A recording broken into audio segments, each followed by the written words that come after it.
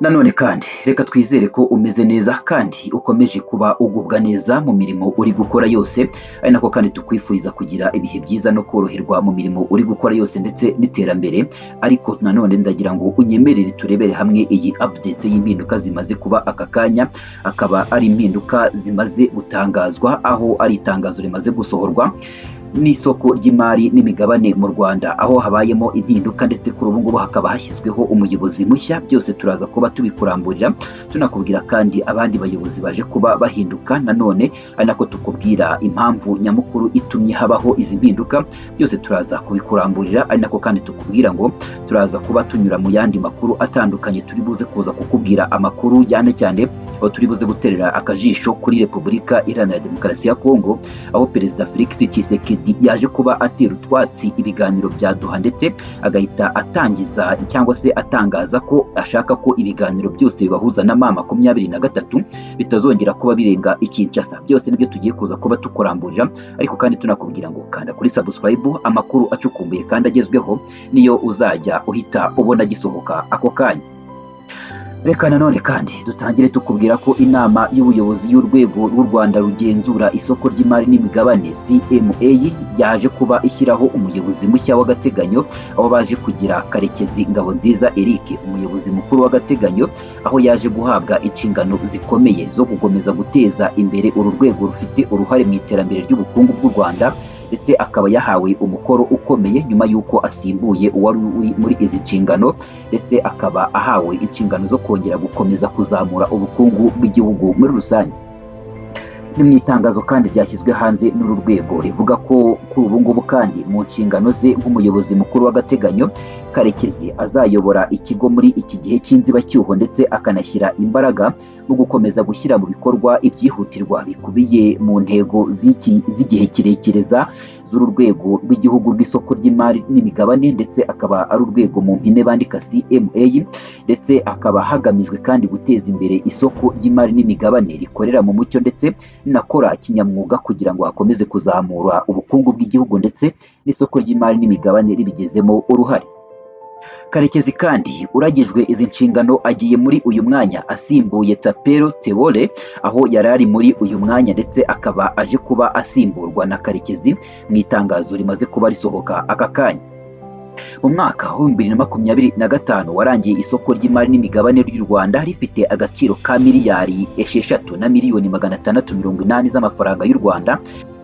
ndetse twakubwira ko aya ngaya ari amafaranga y'igiteranyo cy'agaciro k'ibiri ku isoko byose, ndetse akaba ari amafaranga twakwita ko ari imbumbe y'ibiteranyo byose byo ku isoko ry'imari n'imigabane mu Rwanda. Kugeza ubu kandi agaciro k'imigabane yashyizwe kuri iri soko n'ibigo bitandukanye kabarirwa agaciro ka miliyari 4,700,000 z'amafaranga y'u Rwanda, mu gihe kandi agaciro k'impapuro mpeshamwenda zo ziri ku gaciro ka miliyari 1,900,000 z'amafaranga y'u Rwanda, ndetse kandi zigizwe ahanini n'impapuro mpeshamwenda za guverinoma ndetse n'izindi z'ibigo binini cyane cyane bikorera mu Rwanda, ndetse akaba ari n'ibigo byiganjemo iby'ubucuruzi. Agaciro k'ibikorwa by'ubucuruzi kandi cyangwa se kugura no kugurisha byakozwe kuri iri soko ry'imari n'imigabane rifite agaciro ka miliyari 4,800,000 z'amafaranga y'u Rwanda, ndetse muri ibi ngibi kandi bijyanye n'impapuro mpeshamwenda byari byihariye agera kuri miliyari 181,800,000 z'amafaranga y'u Rwanda, mu gihe nanone kandi imigabane yo yari yihariye agera kuri miliyari 6,700,000 z'amafaranga y'u Rwanda muri rusange. Kugura nanone kandi cyangwa kugurisha impapuro mpeshamwenda za guverinoma byihariye ibigera kuri 92% by'agaciro k'ibikorwa byose by'ubucuruzi byakozwe kuri iri soko ry'imari n'imigabane mu Rwanda.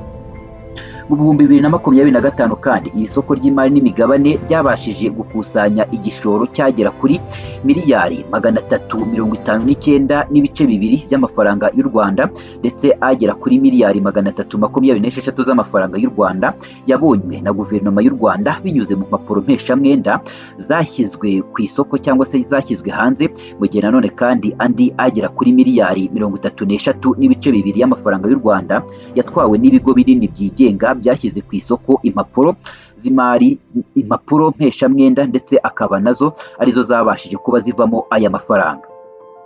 Mu bigo bishya kandi nanone byayobotse isoko ry'imari n'imigabane y'u Rwanda harimo Prime Energy PLC, uruganda rwa Mahwi Grain Miller PLC narwo rwashyize impapuro mpeshamwenda zifite agaciro ka miliyari 2 z'amafaranga y'u Rwanda, hakazamo kandi Africa Medical Supplier yashyize ku isoko impapuro mpeshamwenda za miliyari 5 z'amafaranga y'u Rwanda zizishyurwa ku nyungu ya 13.25% buri mwaka. Uretse ibingibi kandi hari na International Finance Corporation yashyize ku isoko impapuro mpeshamwenda ziswe umuganda za miliyari 24 z'amafaranga y'u Rwanda, ndetse na Energy Cotel PLC yashyize impapuro mpeshamwenda zagera kuri miliyari 2 z'amafaranga y'u Rwanda. Karekezi kandi wahawe izi nshingano asanzwe ari inzobere mu by'imari ndetse akaba afite uburambe bw'imyaka irenga 20 mu bigo bikomeye by'imari ku rwego mpuzamahanga ndetse no ku rwego rwa leta muri rusange, aho yagiye akora mu nzego zaba izigenga ndetse n'iza leta, ndetse akaba yahaze guhabwa izi nshingano bitewe n'ubunararibonye ndetse n'uburambe afite cyane cyane mu bijyanye n'imari, cyane cyane kandi akaba yaje guhabwa umukoro ukomeye wo gukomeza guteza imbere isoko ry'imari n'imigabane mu Rwanda. Mu rugendo rwe rw'ahandi rw'akazi yakoze mu bigo birimo JP Morgan, hakazamo kandi ikigo cya HSBC, hakazamo kandi ikigo cya BNP Paribas, hakazamo kandi na UBS, aho yungutse ubumenyi ndetse n'ubunararibonye mu by'isoko n'imari n'imigabane, ari nabyo byatumye ahabwa izi nshingano zikomeye ndetse akaba yahawe kuba yahabwa kuyobora iri soko ry'imari n'imigabane mu Rwanda. Ubusanzwe kandi Karekezi yari umuyobozi ushinzwe iterambere ry'isoko n'imari n'imigabane muri uru rwego, aho yayoboye gahunda zo gukomeza kuzamura iri soko mu bice bitandukanye, birimo kongera umubare w'abashoramari b'ingeri zitandukanye ndetse no kongera uko imari ivanwa ku isoko igafasha abikorera ndetse bigakomeza guteza imbere urwego rw'abikorera mu Rwanda. Mbere yo kujya kandi muri iri soko ry'imari n'imigabane mu Rwanda, yabaye umujyanama wa tekinike mu biro bya guverineri wungirije wa Banki Nkuru y'u Rwanda BNR, ndetse akaba yaranaje kuba ahakuranaho ubunararibonye nanone kandi buza bwiyongera ku bundi yari afite bumuhesha kuba yayobora neza isoko ry'imari n'imigabane mu Rwanda. Ku bijyanye kandi n'amashuri n'impamyabumenyi, Karekezi afite impamyabumenyi y'icyiciro cya 2 cya kaminuza yakuye muri Solvay Bursary School of Economics and Management, ndetse n'indi mpamyabumenyi y'icyiciro cya 2 cya kaminuza yakuye muri Coventry University, iyi ngiyi akaba ariyo mu gihugu cy'Ubwongereza. Uretse ibingibi kandi yanasoje amahugurwa yo ku rwego rwo hejuru mu bijyanye na Open Banking ndetse na Finance for Regulatory muri Cambridge Judge Business School, ndetse n'andi mahugurwa ajyanye no muri FinTech no muri National University of Singapore, byose aho yagiye ahabwa amahugurwa atandukanye, ndetse akaba yataje kuba ashidikanywaho ku kuyobora isoko ry'imari n'imigabane mu Rwanda.